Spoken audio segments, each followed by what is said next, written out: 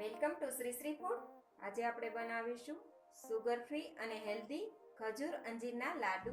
Generally શિયાળામાં ખજૂર ખાવાથી ઘણા ફાયદાઓ થાય છે. આ ખજૂર અને અંજીરના લાડુ શરીરમાં ખૂબ જ શક્તિ પ્રદાન કરે છે અને તે શિયાળાની ઋતુમાં જરૂરથી ખાવા જોઈએ. તો આપણે બનાવવાની શરૂઆત કરીએ. તો તેના માટે 250 ગ્રામ ખજૂર લીધેલી છે. તેને કાપીને બી નીકાળી લીધા છે. 50 ગ્રામ ટોપરાનું છીણ, 100 ગ્રામ અંજીર, તેને 1 કલાક પહેલા પાણીમાં પલાળીને રાખેલા છે. 1 ચમચી ખસખસ, 10 નંગ કાજુ, 10 નંગ બદામ, તેને પણ કાપીને તૈયાર રાખેલી છે અને 1 ચમચી ઘી. તો પહેલા આપણે અંજીરના ટુકડા કરી લઈએ. તો એક મિક્સર જાર લીધેલું છે, તેમાં આપણે અંજીરને પહેલા કાપીને ક્રશ કરી લેવાના છે. અંજીર કપાઈ ગયા છે, આપણે તેને ક્રશ કરી લઈએ. અંજીર ક્રશ થઈને તૈયાર થઈ ગયા છે, તેને આપણે આ રીતના આપણે ક્રશ કરી લેવાના. તેને આપણે એક બાઉલમાં લઈ લઈએ. હવે એક કડાઈ લઈ તેમાં આપણે 1 ચમચી ઘી એડ કરી દઈએ. ઘી ગરમ થાય એટલે તેમાં આપણે ખસખસ એડ કરી દઈશું. થોડા ખસખસ આપણે વધારીશું. ખસખસને આપણે શેકીને તૈયાર કરીએ. હવે તેમાં અંજીર તૈયાર કર્યું છે ક્રશ કરીને તે એડ કરી દઈએ.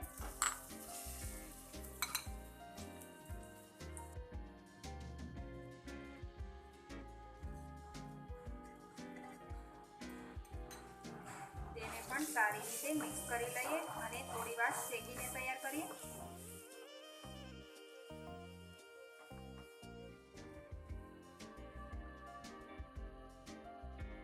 ગેસ આપણે મીડિયમ જ રાખવાનો છે.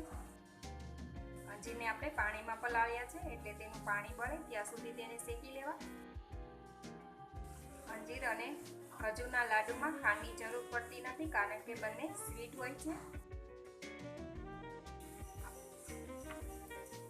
અંજીર થોડું શેકાઈ ગયું છે, તેનું પાણી પણ બળી ગયું છે. હવે તેમાં આપણે ખજૂર એડ કરી દઈએ. ખજૂર આપણે જે ખજૂર પાક માટે લાવીએ તે ખજૂર લીધેલી છે લાલ. ખજૂર અને અંજીરને પણ સારી રીતે મિક્સ કરી લઈએ.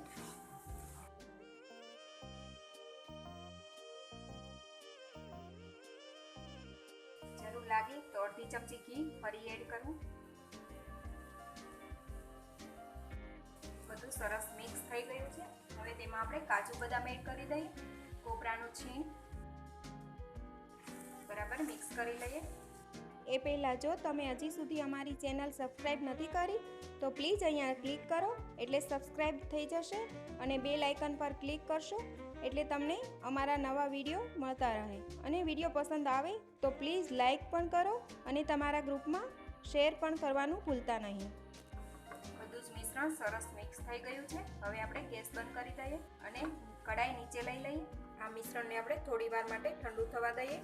ઠંડુ થાય ત્યારબાદ આપણે તેમાંથી લાડુ બનાવીને તૈયાર કરીશું.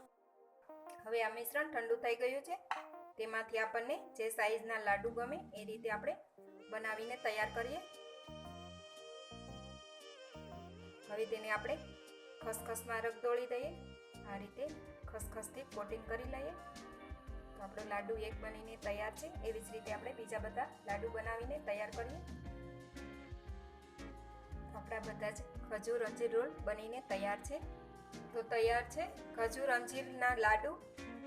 ખજૂર બ્લડ સર્ક્યુલેશનમાં મદદ કરે છે અને અંજીર ડાયાબિટીસના દર્દી માટે ફાયદાકારક છે. તો તમે પણ ઘરે જરૂરથી બનાવજો અને તમારા એક્સપિરિયન્સ અમારી સાથે શેર કરજો. તો ફરી મળીશું એક નવી રેસીપી સાથે.